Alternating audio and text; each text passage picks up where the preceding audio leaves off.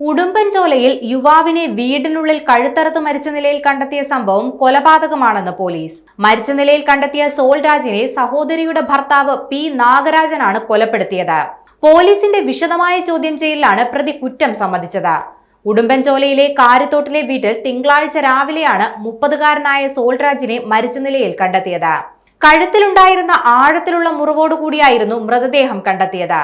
സംഭവം കൊലപാതകമാണെന്ന് നിഗമനത്തിലെത്തിയതോടെയാണ് പോലീസ് അന്വേഷണം ആരംഭിച്ചത്. ബന്ധുക്കളെയും നാട്ടുകാരെയും ചോദ്യം ചെയ്തപ്പോൾ ലഭിച്ച വിവരങ്ങളുടെ അടിസ്ഥാനത്തിലാണ് പോലീസ് നാഗരാജനെ ചോദ്യം ചെയ്തത്. ഇതോടെയാണ് ഇയാൾ കുറ്റം സമ്മതിച്ചത്. മദ്യലഹരിയിൽ കട്ടിലിൽ കിടക്കുകയായിരുന്ന സോൾരാജിനെ പ്രതി കത്തി ഉപയോഗിച്ച് കഴുത്തറുത്ത് കൊലപ്പെടുത്തുകയായിരുന്നു. സോൾരാജ് മാതാപിതാക്കളെ വീട്ടിൽ നിന്നും ഇറക്കിവിട്ടിരുന്നു. ഇതാണ് പ്രതിയെ കൊലപാതകത്തിലേക്ക് നയിച്ചതെന്നാണ് പോലീസ് വ്യക്തമാക്കുന്നത്.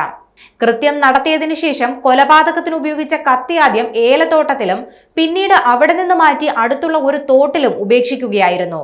പ്രതിയെ സ്ഥലത്തെത്തിച്ച് നടത്തിയ പരിശോധനയിൽ തോട്ടിൽ നിന്നും കൊലപാതകത്തിന് ഉപയോഗിച്ച കത്തി കണ്ടെത്തി. അഗ്നിരക്ഷാസേനയുടെ സഹായത്തോടു കൂടിയാണ് തോട്ടിൽ നിന്നും കത്തി കണ്ടെത്തിയത്. പ്രതിയെ കോടതിയിൽ ഹാജരാക്കി റിമാൻഡ് ചെയ്തിരിക്കുകയാണ്.